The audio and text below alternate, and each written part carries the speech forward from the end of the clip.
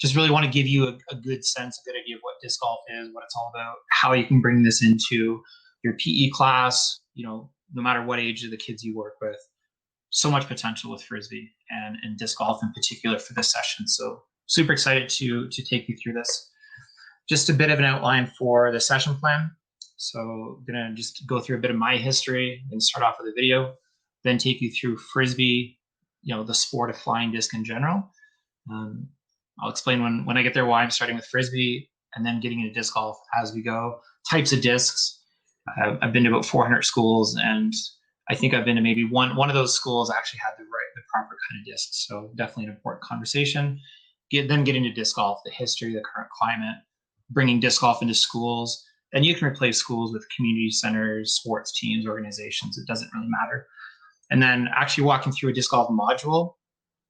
All of this is, based on how much time we have, but the content is here, and definitely don't mind sharing all this for free. And then talk a bit about a Frisbee club at your school or organization, wherever you're tuning in from, and then any questions if we have time at the end. So we'll start off with a video just showing you a little bit about who I am and what I do.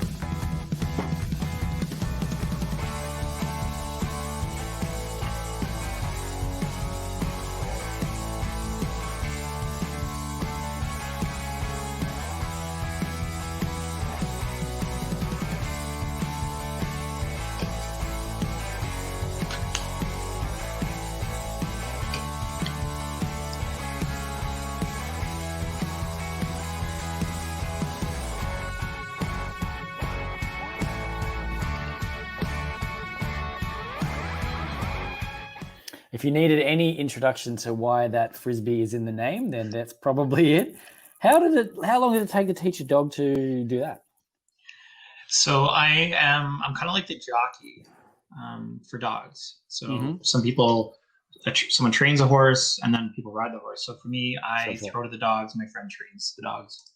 Yeah, amazing. It's been interesting.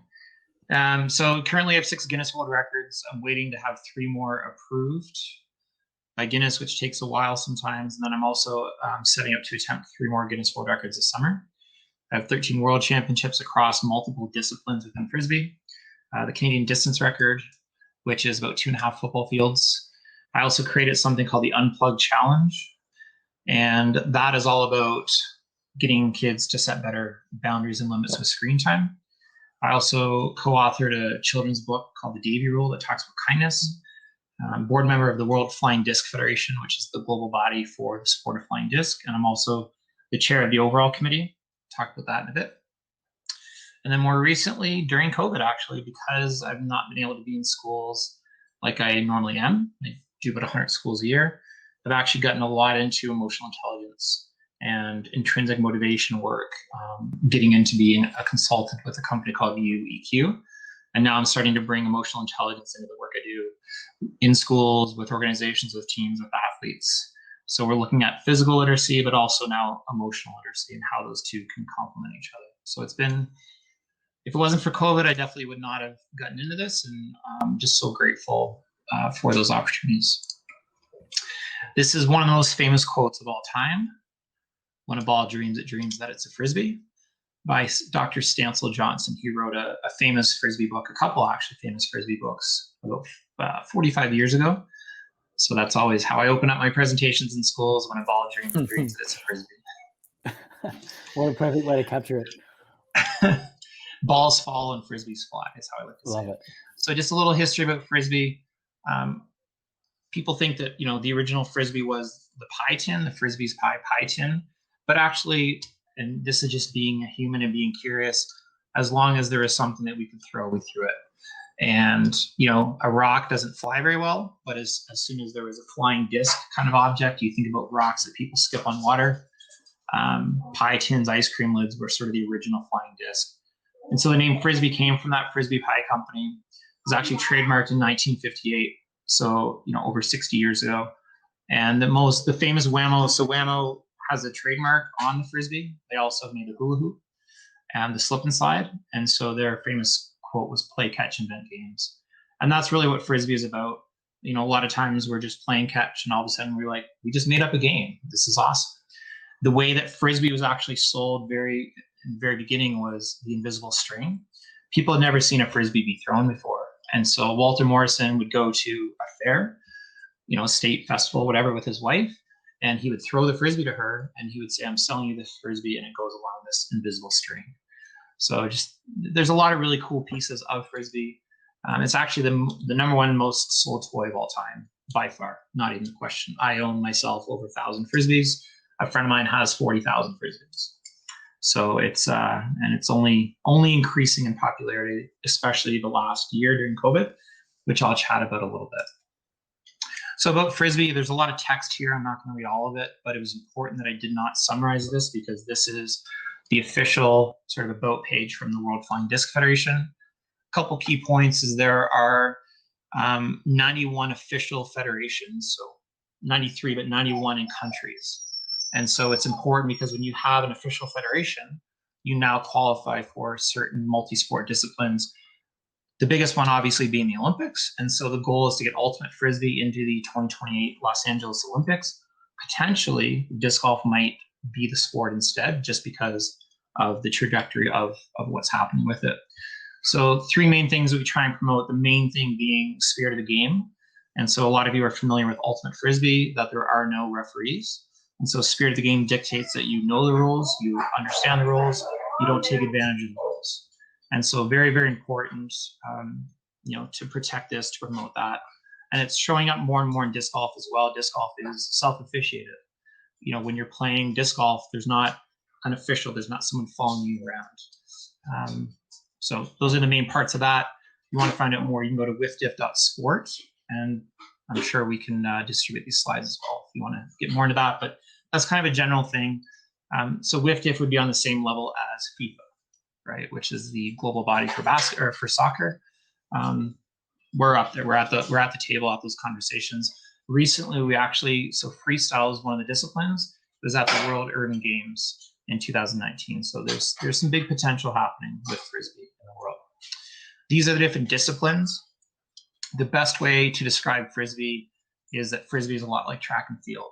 And so within Frisbee, there are multiple disciplines. Within track, there are multiple disciplines. And so today I'm essentially doing, the 100-meter talk, right? But I'm going to tell you about track and field. So I'm doing disc golf, but I'm going to tell you about all the other disc sports because it's really important.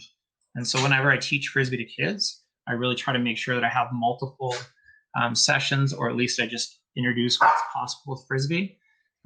Disc golf is the most popular disc sport in the world, but not very accessible sometimes. So freestyle is a sport. You probably heard of freestyle football, where people do tricks with a soccer ball. And so with freestyle Frisbee, you can actually do it inside in your house.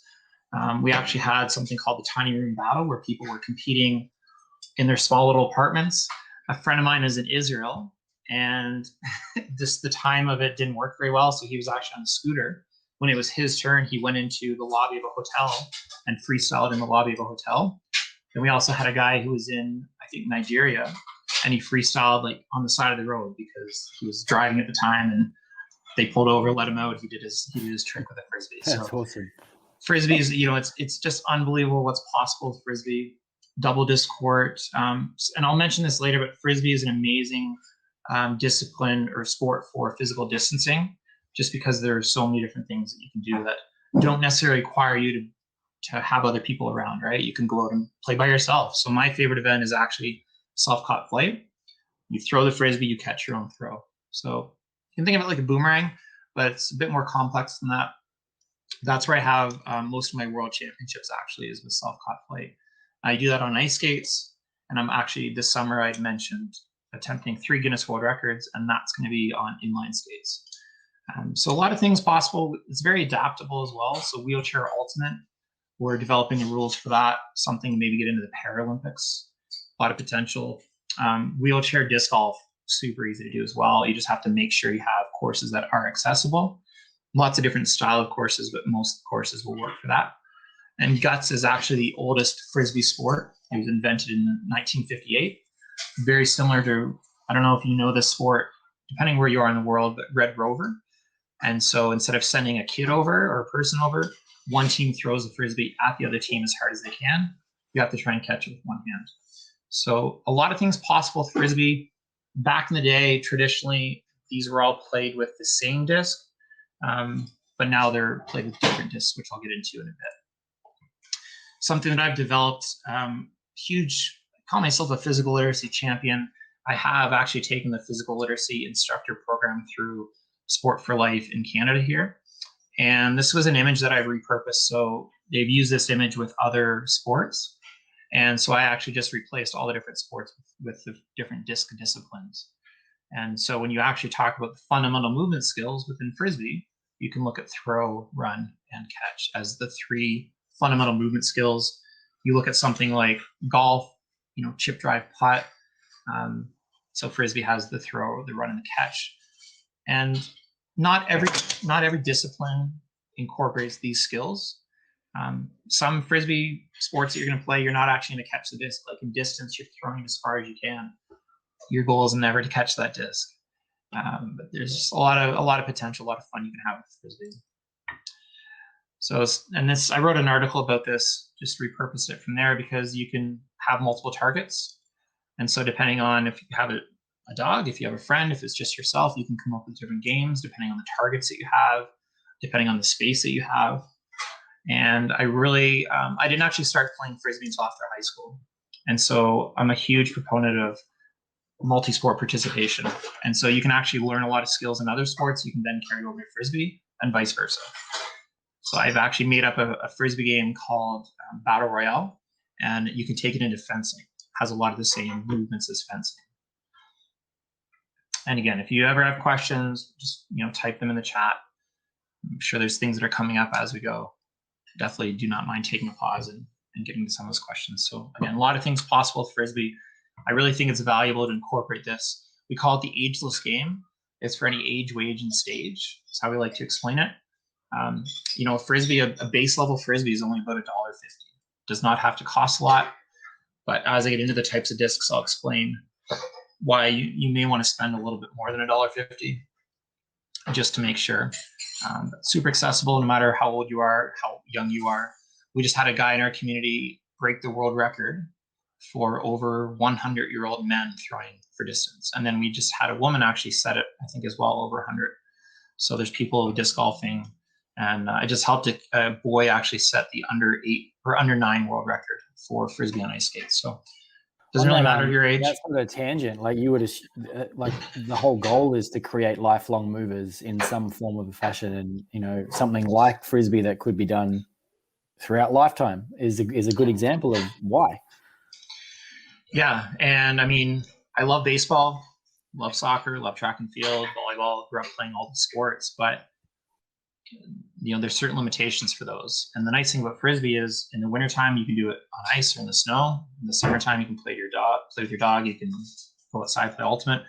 So Frisbee itself is a very great pathway for physical literacy because there are so many different disciplines that do incorporate a lot of different skills. But I do think there's a lot of value. Depending on the country you're at, there's just so much potential with other sports, especially college sports, that kids could get scholarships. And so Frisbee's not at the point where you're seeing kids getting full-time or full ride scholarships yet. And especially in the US with Title IX, my sister, full golf scholarship. So, there's a lot of potential, but it's something that is a great cross training sport for a lot of athletes. Just carry a Frisbee around, in your bag in your car, and it's pretty easy to get into. So this is pretty important. The different types of flying discs. There are a lot, and I do not expect people to memorize or understand how to navigate all of them. 99% of schools, I just made that number up. I made that number up for many years, but I'm pretty confident in that. I would say 99% of schools have poor quality discs, and it's because of, I'm not sure about other countries, but in Canada, there are different companies that sell, volleyballs, basketballs, things like that, and the discs they include in there are really poor quality. It doesn't cost a lot to produce the disc; it's just plastic injection, and so they're not really focused on, certified discs or officially approved discs. But it does make a difference. I've actually posted a video where I took a disc from a phys ed class that I was at that they had in their equipment room and compared it to one of the ones that I was using, and they're shattered against the wall in a whole bunch of pieces. So it does make a difference.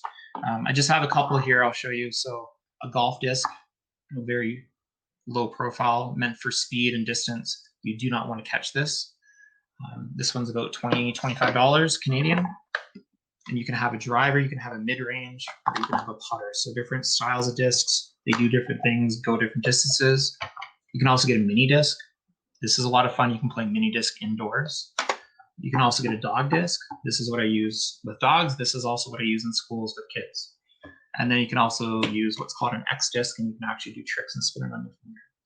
So it's important because I really promote schools buying a disc that you can use for everything, which is not a golf disc, not even really an ultimate disc, especially if you have younger kids. And so I'd recommend getting something called a fastback. That's the one that costs about $1.50, or even a dog disc like this one. This one costs about $3 Canadian. So they don't cost a lot, but they are very durable. There's a bit of a plastic shortage right now because of COVID, because everyone's buying discs. But it does matter, because with a dog disc, you can play every single disc sport. Are there better discs for certain disc sports? Sure. But, when kids are first learning, when anybody's first learning, for them to go throw a heavy golf disc with a low profile, it's not going to fly the way that they want it to, and you can't play catch with this. So I would say if you have a limited budget in your school, in your organization, start with a disc that's great for any purpose. And then if you have a budget, then you can sort of branch out and buy different discs depending on what you're doing. But very, very important, I think, because there's a lot of schools that it's really difficult to navigate this. And a lot of times I've been to schools where a local company gave them a bunch of free discs. They're well-meaning, but those discs do not fly very well. And so a lot of times kids, their first experience with a Frisbee is throwing a poorly designed disc. The disc does not fly very well. What does the kid think? They think that they're not very good at Frisbee. Frisbee's not fun.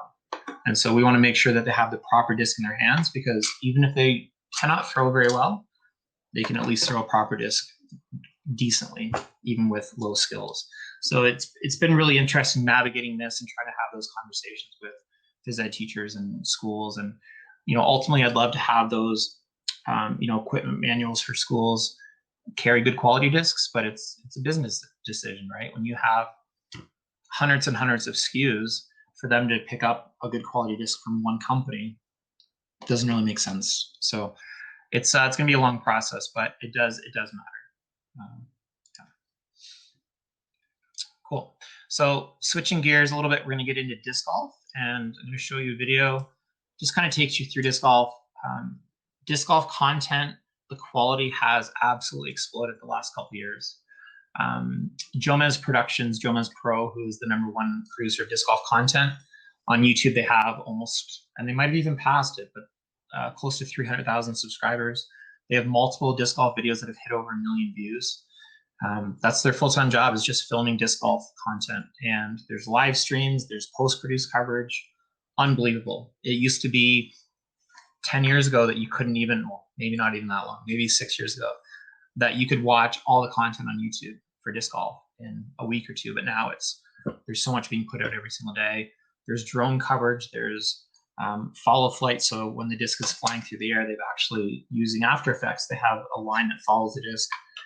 It's been on ESPN more times than we can count. You know, top tens, many sports shows. It's pretty mainstream. And sounds like there's a pattern there worth observing.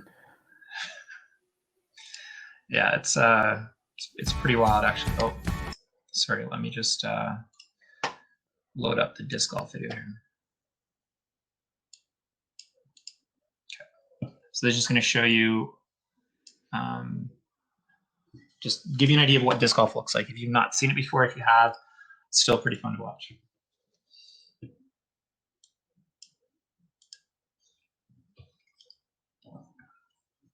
And I think I actually removed the audio from this one. So this is in Europe. The European scene before COVID, there would be 10,000 people watching tournaments in disc golf.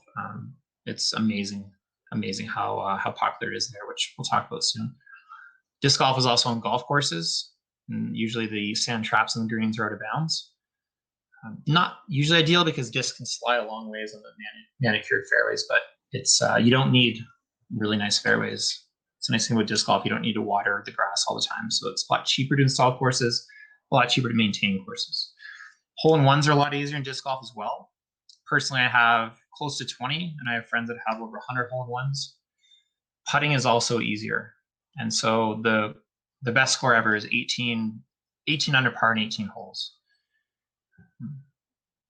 It's interesting how just watching disc fly. This was the most viewed YouTube video of all time. This is an albatross on a par 5, so 2 on a par 5. This is Paul Macbeth. I'll talk about him soon. He is the #1 disc golfer in the world, 5-time world champion. This is also one of the most impressive hole-in-ones. He actually skips it off the ground up in the basket. He's also a former world champion. A lot of women are playing disc golf, so it is very gender equitable. Numbers aren't there, but as far as opportunities, there are women. This is Katrina Allen, just recently won a tournament in Texas, or in Belton. Where's Belton? Somewhere in the US.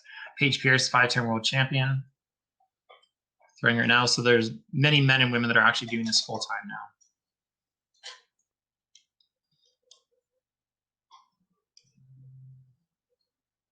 So the more people are playing, just incredibly impressive.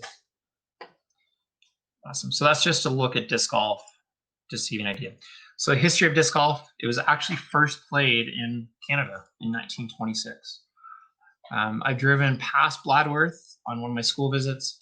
There's currently no course there, but I had, so there's 2 disc golfers in Saskatchewan. So it's province in Canada. So 2 disc golfers played all the courses in Saskatchewan last year. They played 66 courses, and when they went to Bladworth, they actually set up a portable basket and played a hole in Bladworth just for historical sake. Disc golf was first popularized at the Rochester Flying Disc Open in 1976. So this photo is my friend Jim on the left, my friend Dan on the right. So Dan is known as Stork. He is like the godfather of Frisbee. He's still involved to this day.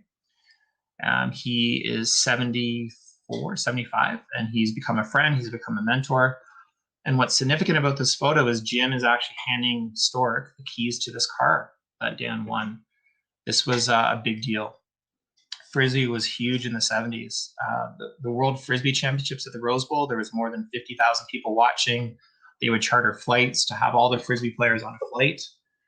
Pretty impressive stuff. That was when Whammo put a lot of money into the sport, and Frisbee was very sort of a subculture back then. It was anti-establishment.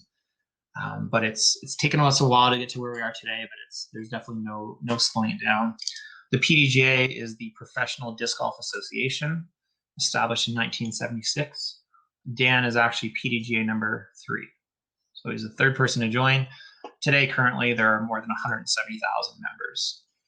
My PDGA number is 49,000, and I joined in 2011. So it took, you can do the math, 35 years for it to 50,000, and then the last 10 years, 100,000. So it's definitely growing very, very fast.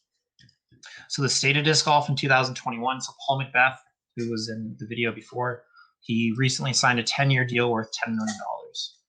He is the first disc golfer to sign a contract worth $1 million. And that's just going to keep happening.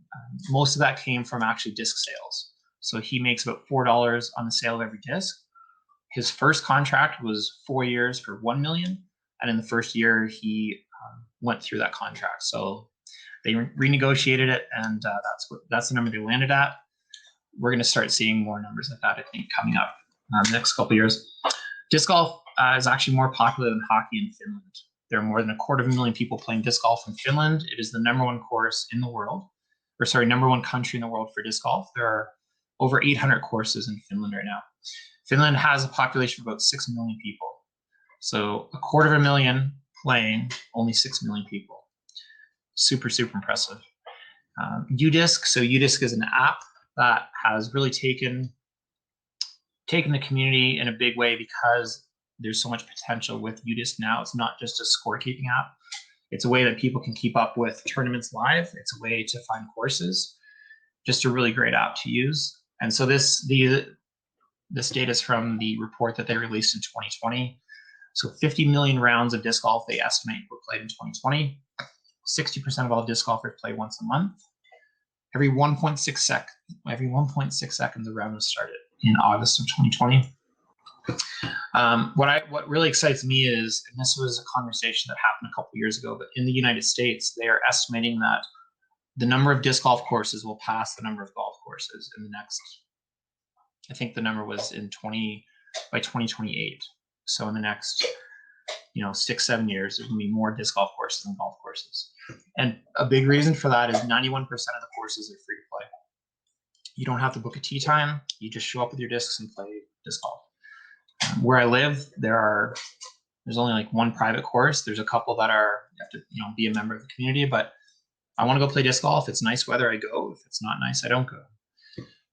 It's really, really interesting what's happening with disc golf. And you can look this up for your country. So if you go to udisc.com, just search for your country, for your town. You might even have a disc golf course and you didn't know it. So getting into disc golf in schools, this is the disc golfers code from the PDGA. So these are sort of the 3 main codes that we live by. And I just like to say that it's accessible. It's really low cost. For somebody to start playing disc golf, they need 1 disc, $10, $15 Canadian. You don't need to buy a basket. You don't need to buy a bag. Just get a disc and go to the course. For any ability, so we have a Deaf Disc Golfers Association. People who are, visually impaired can play as well. As I mentioned, wheelchair as well, and any age. So at the World Championships, we have 6-7-year-olds playing.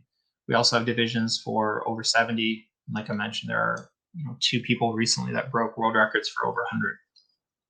That's why I like to say it's for any age, wage, and stage.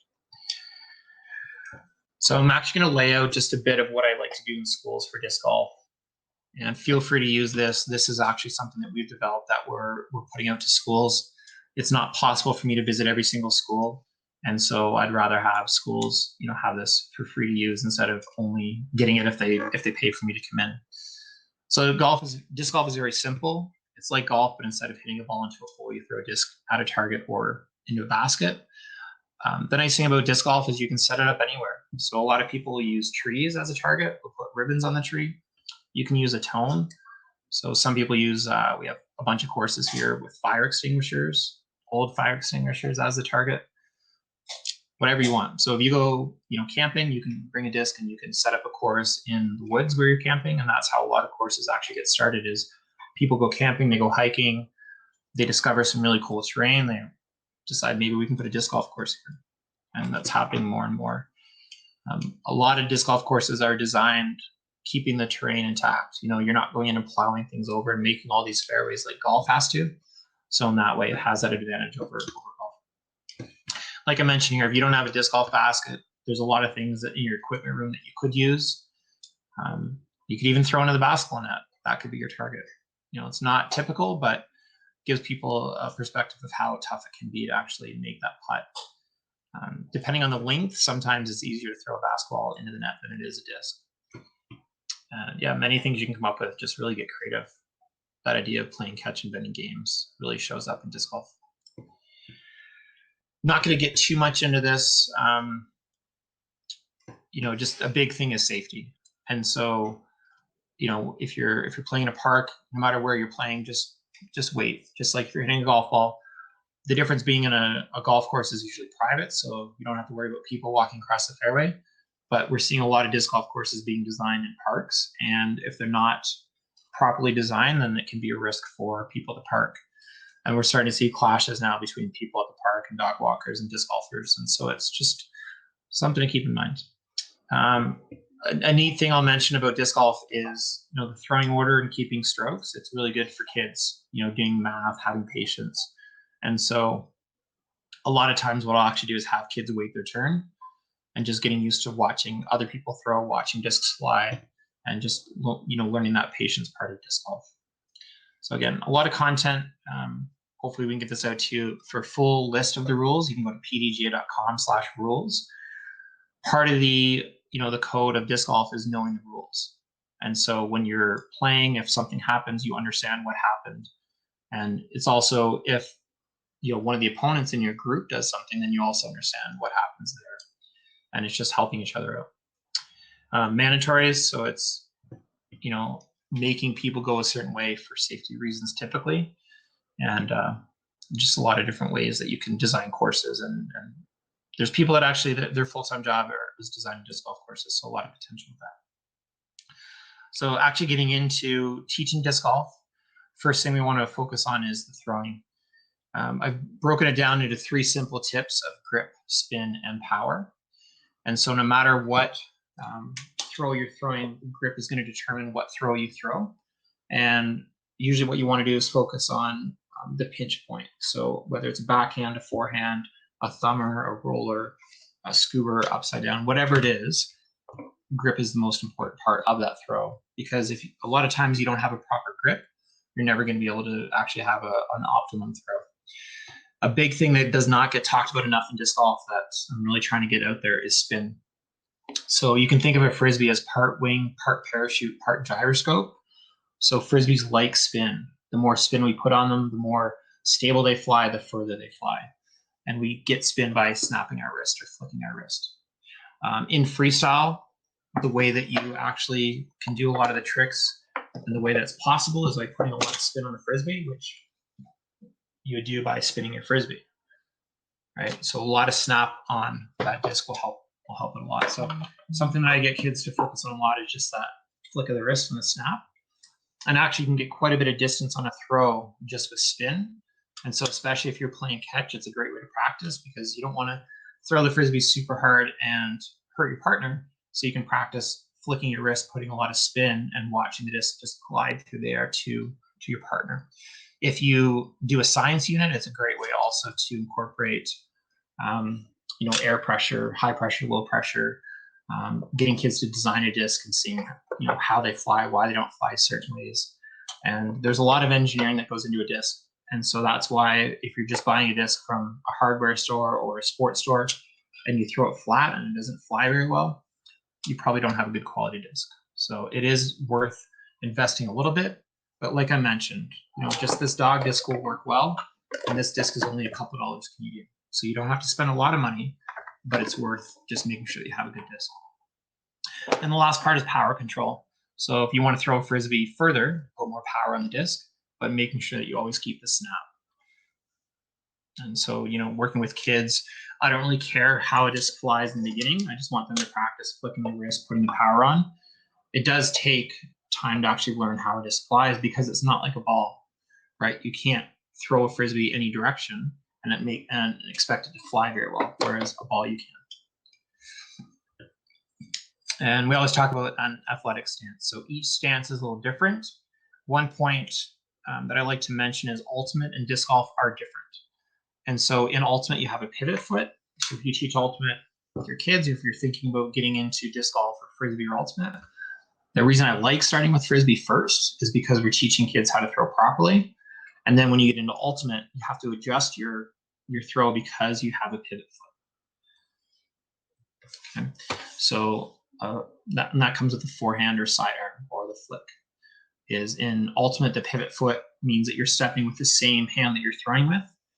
And I mean, just try it. Try to throw a baseball and stepping with the same foot as the hand you're throwing with. It's going to feel really awkward, but that's what we're teaching kids to throw in ultimate Frisbee. So you're going to have issues with your body because biomechanically we're not meant to be doing that. We're meant to be getting, full turn in.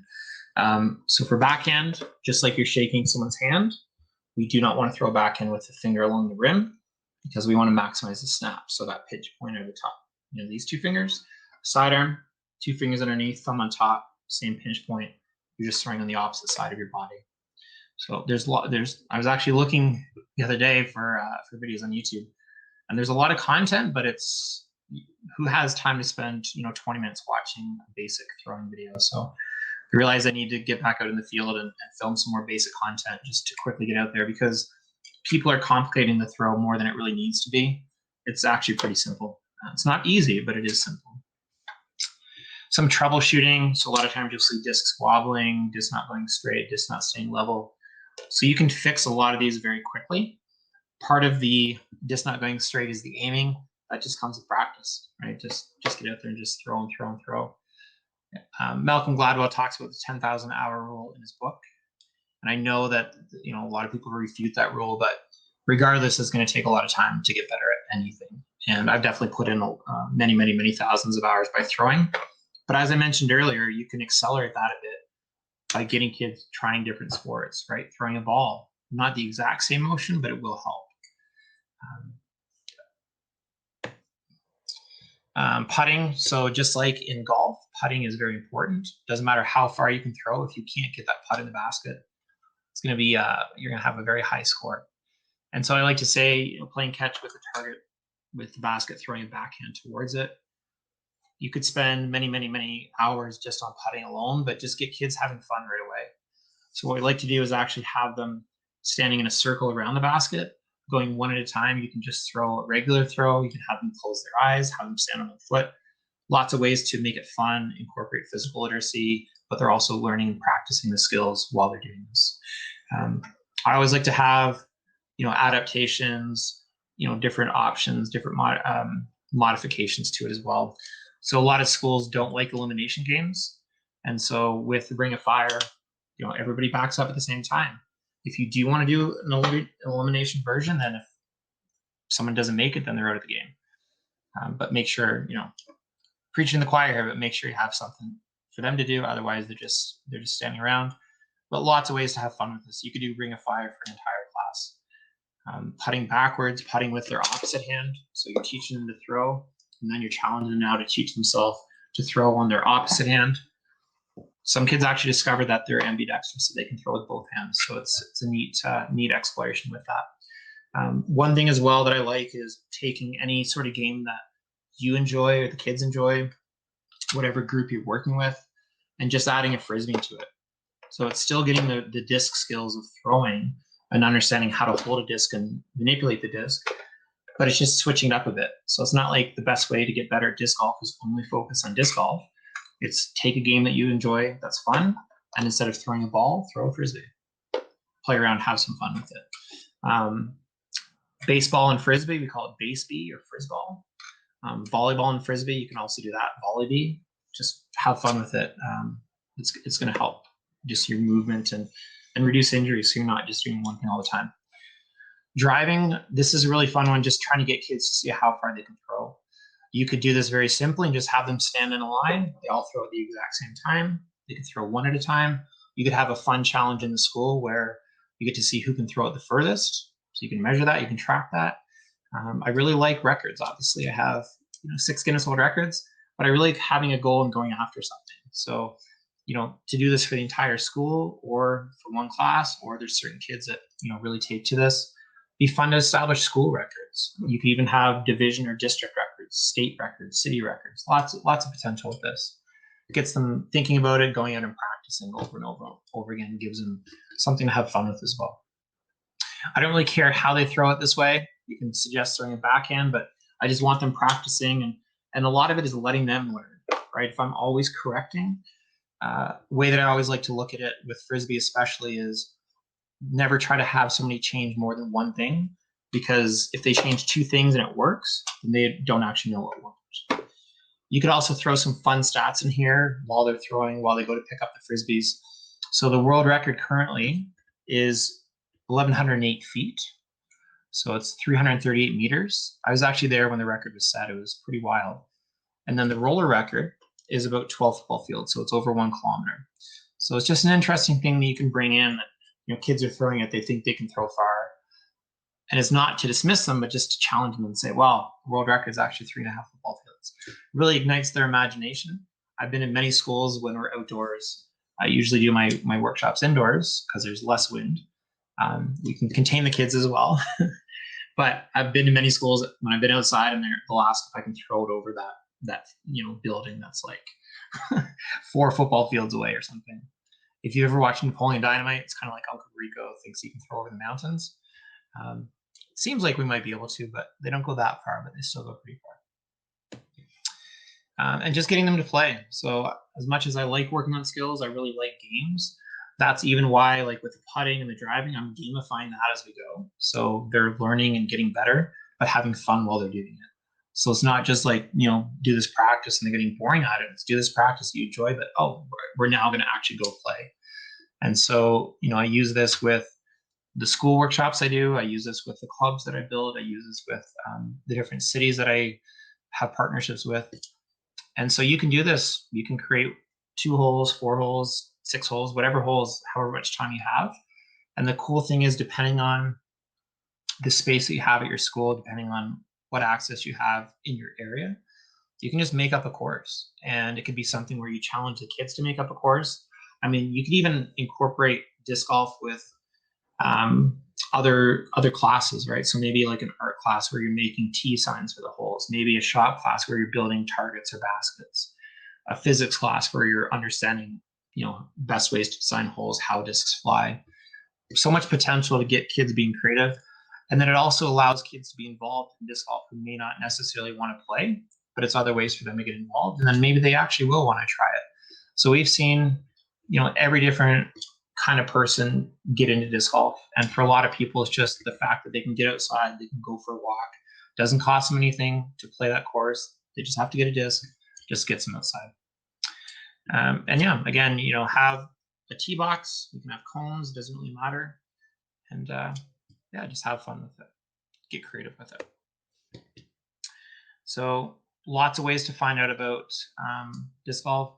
The PDJ is a good resource, but UDisc is definitely up there and maybe overtaking them in a lot of ways. So especially if you want to find a course close to you, just go to udisc.com.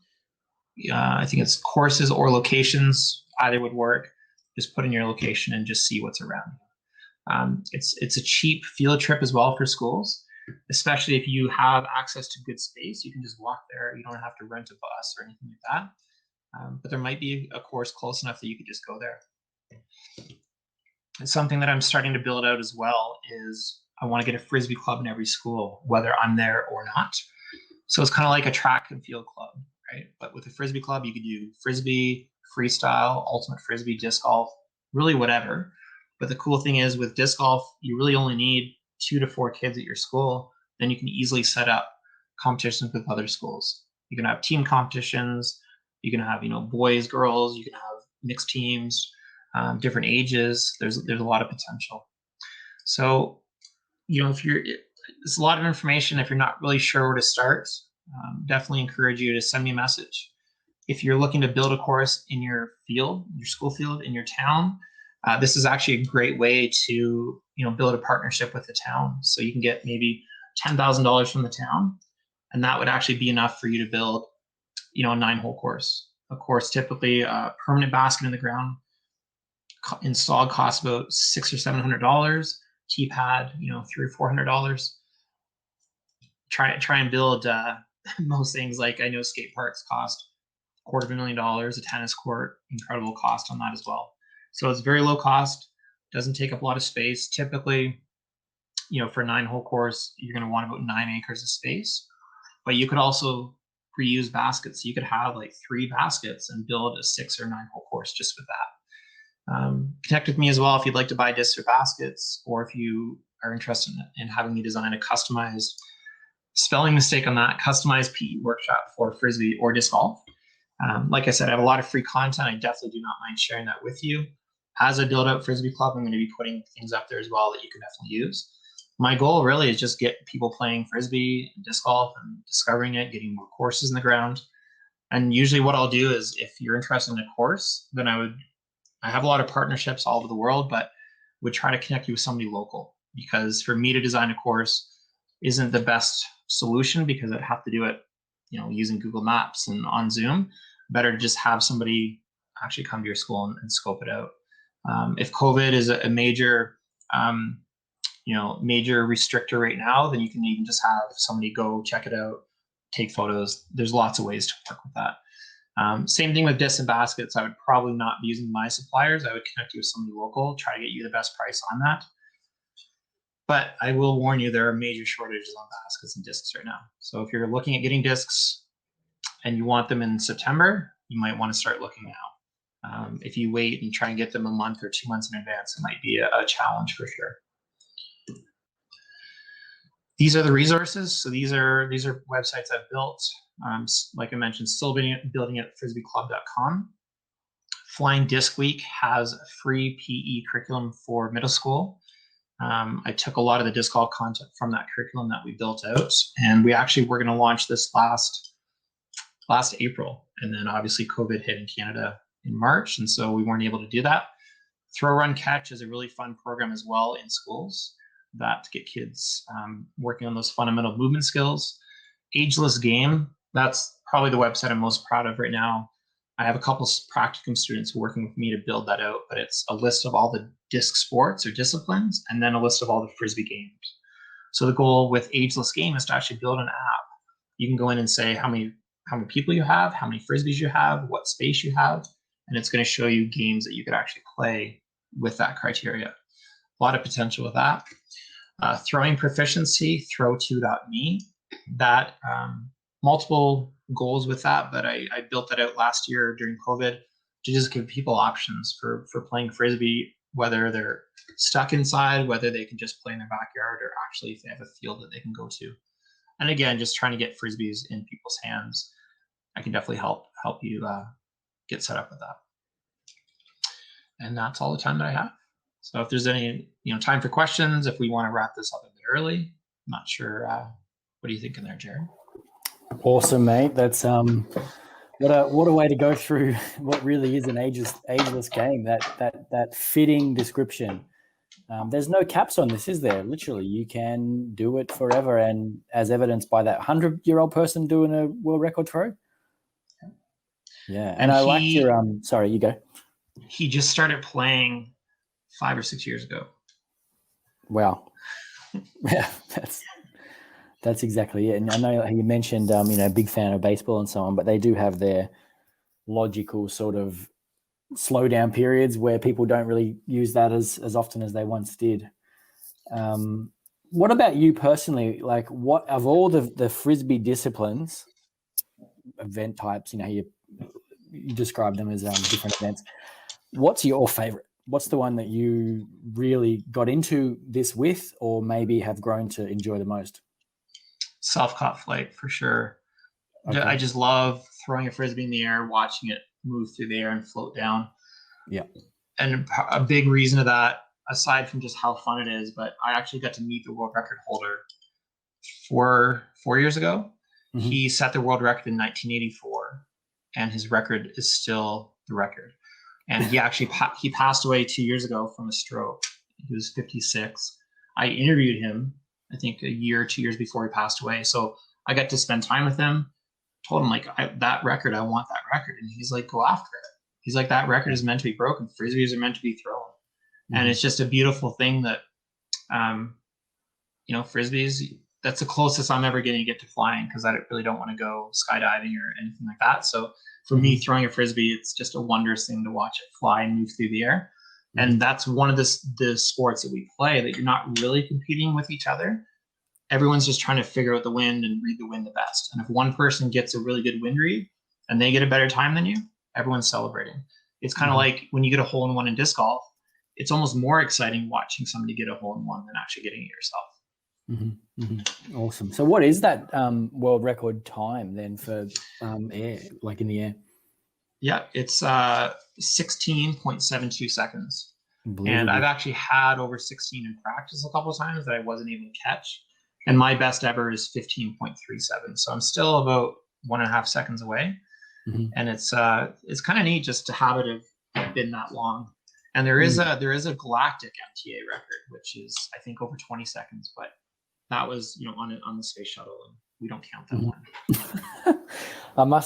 I reckon that 16 seconds must feel like time has slowed down, like just completely. It's actually terrifying because when your disc flips up and is flat, all you're thinking is just catch it, just get there, just catch it, just get there, just catch it, because you know it's going to be big. And I've had a few of those now, and it's you want to catch it as low as possible to get the highest time, but you don't want to be that guy that tries to catch it just near the ground and you drop it. So you catch it when you can. Mm-hmm. And so Danny's got a question in here, and you can answer that one in the chat there. I don't. Oh, sorry, I got to scroll down.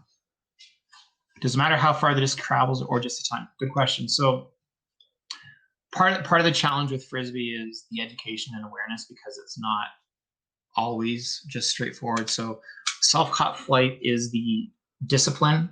MTA, maximum time loft, measures the time from when you throw it to when you catch it. TRC, or throw, run, and catch, measures the distance from where you throw it to where you catch it.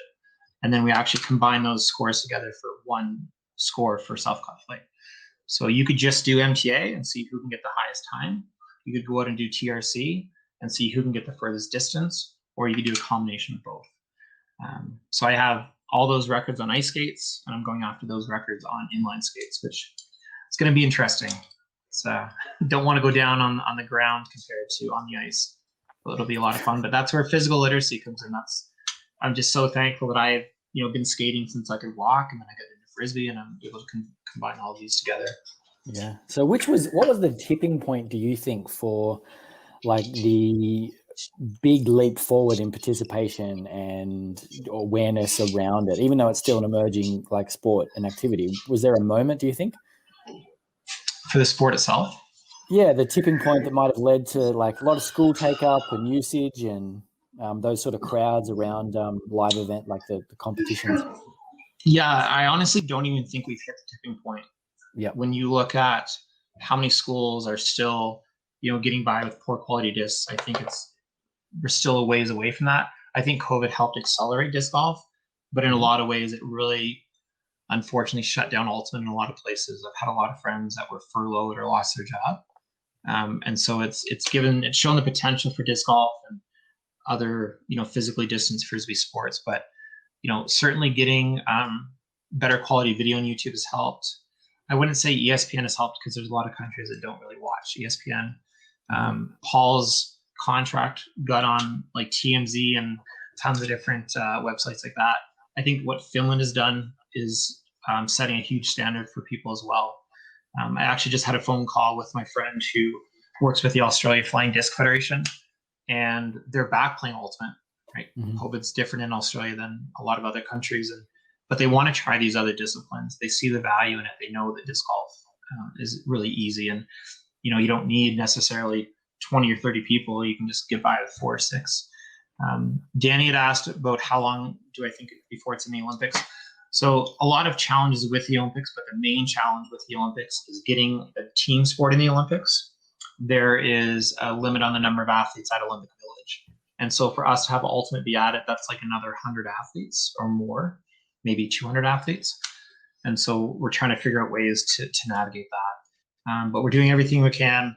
Part of it is Frisbee is not just a spectator sport. It's very much a participant sport.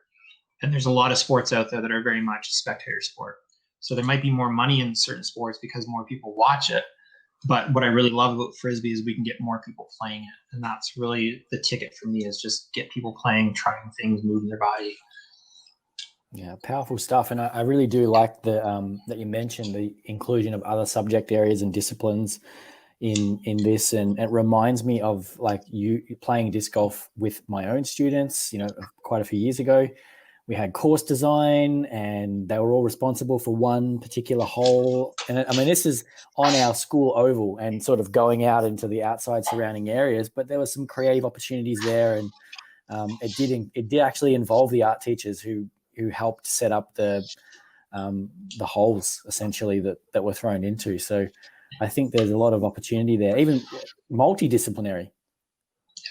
I was talking to a phys ed teacher last week, and I think she's done 6 different kinds of golf, and she's finally getting into disc golf, but she was like running out of ideas. She's like, what else do I have in my equipment room that I can do golf with? I played a course, and like I mentioned, targets are different and interesting. And he actually used an old car door, and you had to throw through the broken out window of the car door, and that was the target. And so you can get super creative. Question there about if you can find regular Frisbees. And that's sometimes a challenge, because what does a regular Frisbee mean? With 7th and 8th graders, that would be 13, 14 years old. So you could use ultimate discs for them. I wouldn't recommend using ultimate discs with kids that are too young. So a golf disc or an ultimate disc is 175 grams. This dog disc is 110 grams. So what I really like to do is adapt the activity. I don't like to adapt the disc. And so I like to just give one disc that I use with all ages. So like kindergarten and 1st graders, I don't have them actually playing catch with each other, because that's where, eyes get hit, lips get hit, things happen.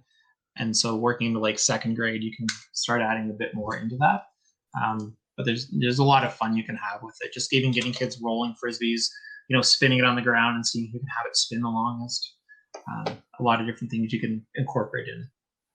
Yeah, that reminds me of like we had like a task card set up where we had different stations with different disciplines that you would. We had a stopwatch station where they had to try and do that longest time in the air, and a freestyle one. And I'm sure we just borrowed that from the content that seems to be flowing out into the world around it. But like the kids loved it because there was this accessibility level that other sports may struggle with, I guess. And there's a high enthusiasm for it.